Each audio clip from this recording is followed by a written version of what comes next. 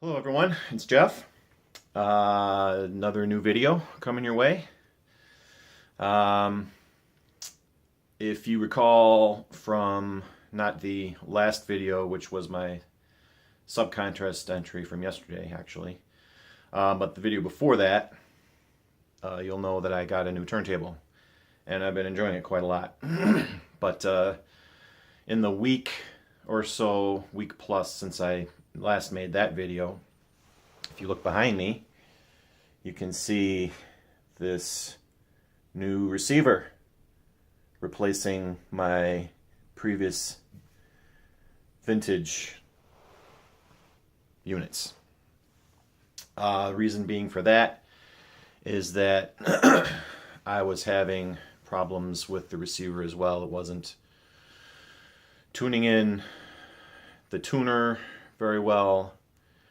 Everything was getting very crackly. I was losing a lot of signal too, so I ended up replacing it. It's a Yamaha stereo receiver, and I chose it because I didn't have a ton of money, because I had, let me straighten this out a little bit. I didn't have a ton of money left over from buying the turntable, so this was a good mid-level price, and my surround sound receiver downstairs for my TV is a Yamaha, and I've had pretty good luck with it for the last 11 years, almost 12 years now. So I knew Yamaha is a good brand, puts out a good sound, and it certainly does. I actually, even though it's rated a little less powerfully than my Pioneer, it's 85 watts per channel instead of 100, which I think is what the Pioneer was. You really can't tell the difference. I mean, it's greatly improved my mood. It's greatly improved my ability to run through music, as I'm about to show you. And it's just made life a little bit easier. So I'm all about making life easier these days.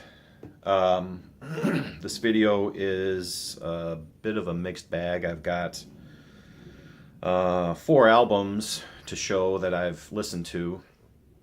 I know that doesn't sound like a lot in the last week, but 3 of the 4 are double albums, and there's a lot of information on double albums. They take a little bit longer to listen to and process.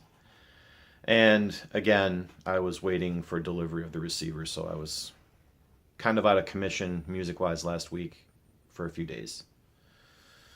And just a little bit about myself and my ability to make these videos and listen to music and talk to you all, which I'm quite enjoying. I'm a shift worker, and the way my schedule works is I work 7 days in a row on a shift before I get a day or 2 off, and then I get 1 weekend off a month, which is 4 days. So I start off on 3rd, which is midnight shift, 2nd, which is afternoons, and 1st, which is days. So there's certain weeks where I just don't have the time to do much listening or video making or concentrating on music. Other weeks, like this week, I'm on 2nd, so I have the whole morning to myself to listen and do whatever I like before I have to go to work. So that's why I'm making 2 videos this week instead of just 1. Next week, who knows? But that's kind of why you may see more of me at certain times and less of me at others. It's just timing and scheduling and stuff like that. So, okay, I have, like I said, the 4 to show you that I listened to, and I got in a shipment of records, of 5 records. The last one that I'll be showing that I just got is a big, big, big Grail record. And I couldn't be happier than receiving it when I did. I don't have very many big, big, big Grail records anymore. It's not that I've got them all. I certainly haven't. There's probably ones out there that I don't even know I want. But in terms of the persistence of the search and the possible expenditure of a little more money than maybe I would for an average record. This one was pretty big. So let's get right to it. What I've been listening to in this first record, I'll give you a little story with it. Let me grab it here. Over the summer, the family and I had gone to Stillwater, Minnesota for a long weekend trip, which was nice. Stillwater is just over the border from Wisconsin, and it's a beautiful town. It's a great place to go for a couple days and relax and enjoy the scenery there. And totally unexpectedly, my wife, my beautiful wife, who supports my record buying habits, has found a record store in the next town over. So I didn't think that we would be doing record shopping on this trip, but we went there and I ended up finding several records, and this one, it's taken me till now to get around to listening to it. But it is Dusty Springfield's Golden Hits. One of the records in my head that I keep that I want to look for on the list that I want to look for is a copy of Dusty in Memphis. But this does the trick for just about all of her other hits, of which Wishin' and Hopin', You Don't Have to Say You Love Me, All I See Is You, I Only Want to Be With You. These are all great songs. And even though I know they weren't produced by Phil Spector, they kind of have that Phil Spector-ish sound to them. I don't know if it's because this album is in mono or if it's just the production from the early 60s, but it has that very loud, big, dramatic sound to it. And Dusty Springfield has a great voice. And I saw this at that record store in Stillwater, so I grabbed it. It's Dusty Springfield's Golden Hits in mono. The next album is actually one that my wife bought for us and for everyone, the family. The kids like this too. It's a brand new album, I think. I think it came out last year. No, it came out this year. One Republic. The name of this album is called Native. My wife and my kids listen to hits radio on Sirius XM satellite in the car, and I recognize a couple of these songs from the radio, like Counting Stars. Love Runs Out is actually a really good track. If I Lose Myself, What You Wanted, these are all songs that I recognize. And this is a double album, being a vinyl release. It probably was originally released on CD, but it's spread out over 2 records, and it's good. I mean, I don't have anything against this. I mean, it's not the processed music that you get nowadays from top 40 hit radio. So it's a band, and they all look like they all play their instruments and write their own songs. So can't fault them for that. It's got the songs tend to sound alike after a while. The sound they're making is good, but stretched out over 2 discs, it got to be a little repetitive. But there's several songs on here I could easily see myself listening to again. This is just the back. I forgot to show the back of the Dusty album. Unrelated to the music, both albums in this set were warped, which didn't affect playback, but it was a little disappointing, because I'm watching it go around on the turntable and you can just see the tone arm just hitch up from the warp on both discs, which, like I said, was disappointing, but I don't know. I hear a lot of complaints online about new albums and new pressings, and the quality control sometimes isn't where it's supposed to be. But the music itself was fine. The next double album is by the Butterfield Blues Band. It's their live album, and this is fantastic. Let me show you the gatefold here. You can see the whole band. It's basically a big horn section with one guitar, one bass, and the horns and the jazzy sound permeate this album and mixes in with the blues elements, with Butterfield playing his harp. And it was just a great mix. I mean, I'll show you the back cover here. And this record was in excellent condition, and the sound made you feel like you were there. So if I had a TARDIS and I could go back in time to any concert at any time, I would definitely go back and check these guys out live, because this was a great album. And if you like blues music, more or less white boy blues music, Butterfield Blues Band is a great place to go to get that fix for you. And finally, on the listening side, I've showed this album earlier. It's the White Stripes, the complete John Peel sessions. I just listened to this morning, and these were 2 live recording sessions for John Peel's radio program for the BBC.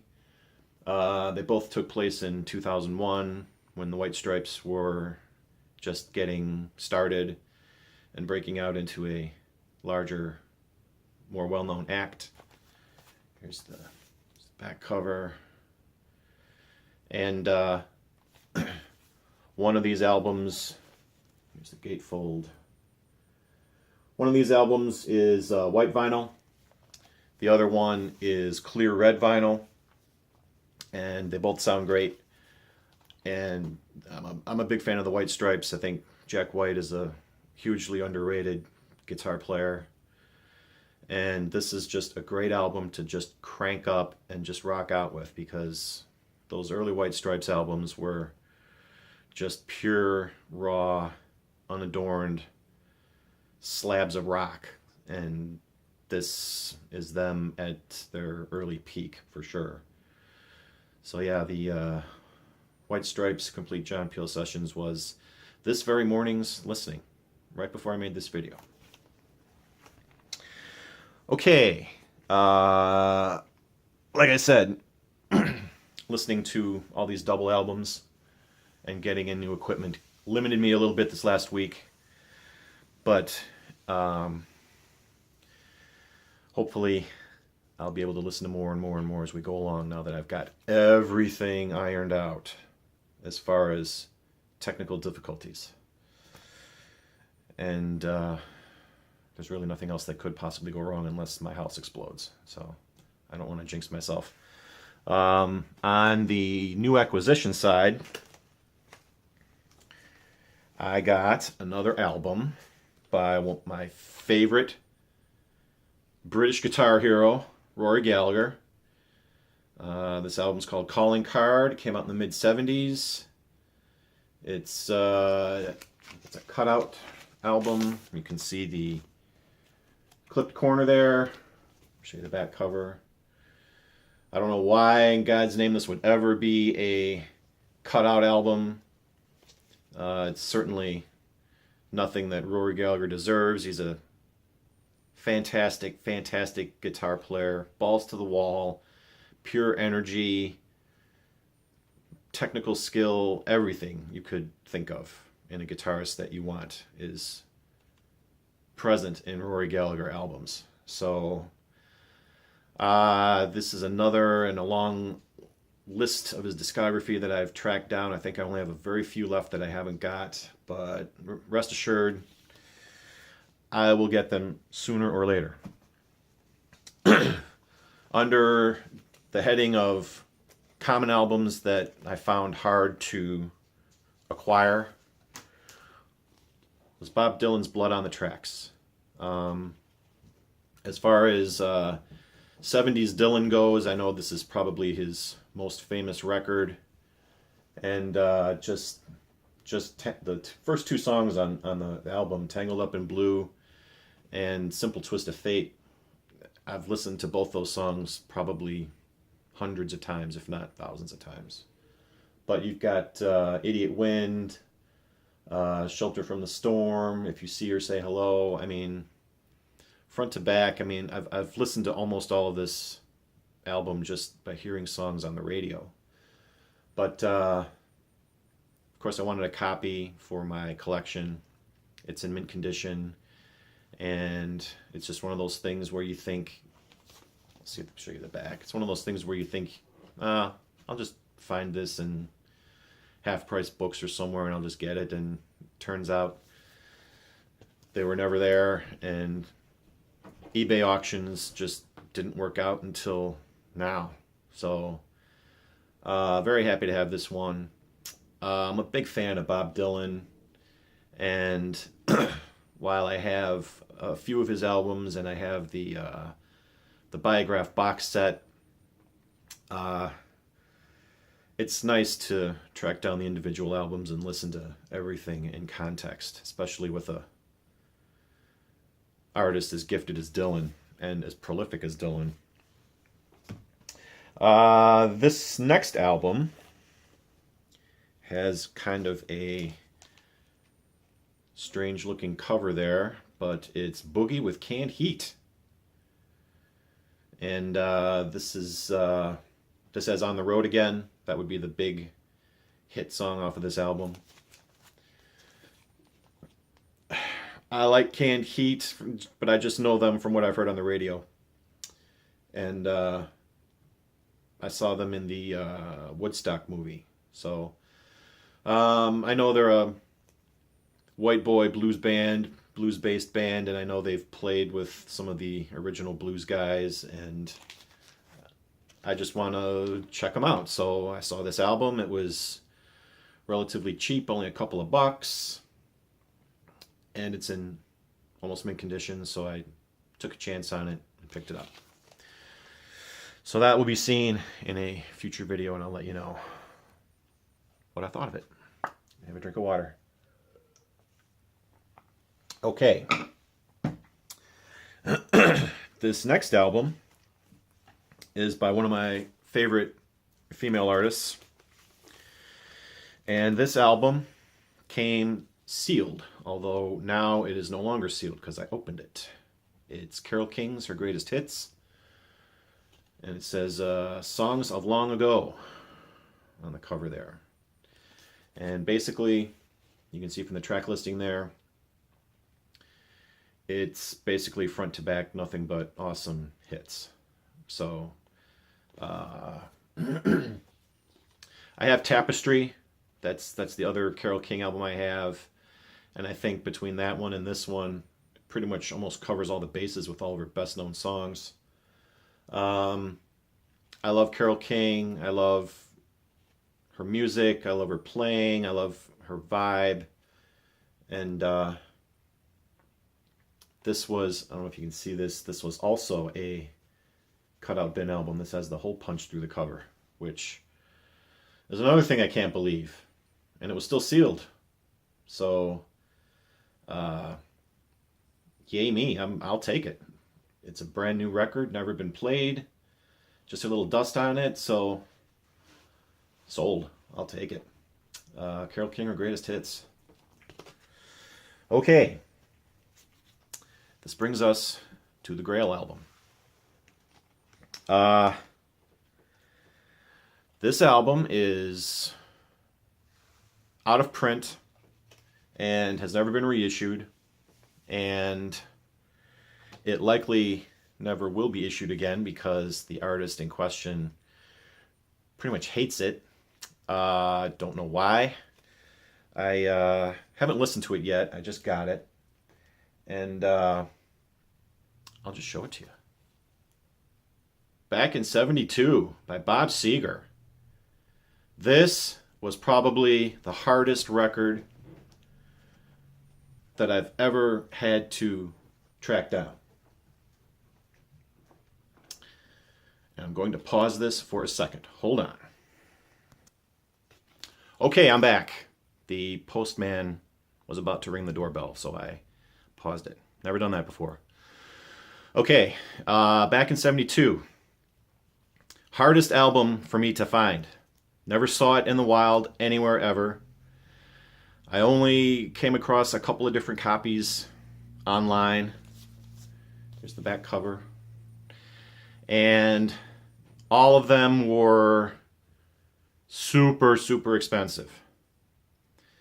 I don't know what if my timing was good or not, but I saw when I looked on eBay the other week, last week, this copy was there for less than 50. So I grabbed it, even though it was listed as VG condition. I think they're probably close to being right. It's on the Palladium record label. Well, I don't even know if anything is really going to show up on this, but I cleaned this album this morning, and for the most part, it looks pretty good. There are some hairline scratches on it. There's a few scuffs that look a little deep. I mean, they're not scratches, but they're those heavy scuffs. And I'll have to play it and see, but I decided to take a chance because these albums do not come up for this price often. So, and the cover is in pretty good shape. It's chipped a little bit on the spine, but it's not too bad. So yeah,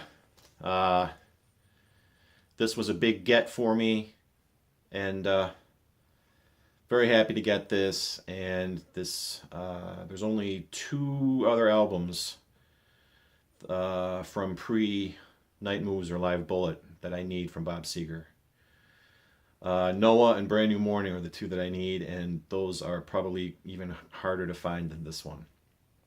But who knows what'll happen in the future. But for right now, I am super stoked that I got this album back in 72. This one has the original version of Turn the Page. That's probably going to be the best known song for the average Seger fan. And I've never actually heard the original version of Turn the Page. I've only heard the Live Bullet version. So, quick few words about Seger. His career before Night Moves and Live Bullet, which both came out in 76, is very, very different from his career after those 2 albums. Before Live Bullet or Night Moves, his records were very harder rock, got some psych elements to it. The only exception to that would be Brand New Morning. That was kind of like his entry into the singer-songwriter mold, I guess. And I've streamed that album, I've listened to it, and it sounds great to me. I don't know why Bob hates it so much and wouldn't put it in print for everyone to listen to, but I'm hoping this becomes my screenshot. That's why I'm holding this up here like this for so long. Yeah, so all the albums, and there's about 7 or 8 of them, are really, really good, hard-driving, energetic, forceful rock albums. And he still rocked when, after he became hugely famous, but it just wasn't quite the same as it was before. So, yeah, this was this was one of my grails here. That list is shrinking, but it's always good to come across something that you've been looking for so long and finding. And even though I paid, more than I probably would ever pay for a album in other circumstances, I figured less than 50 for a VG copy. It's probably good enough. So I'll probably be playing this one this week when I've got these mornings free, just to see what it sounds like, and I'll be reporting back my findings on it. But yeah, this was a big one back in '72 by Bob Seger. And there you have it. Okay, thank you for liking, thank you for subscribing and commenting, and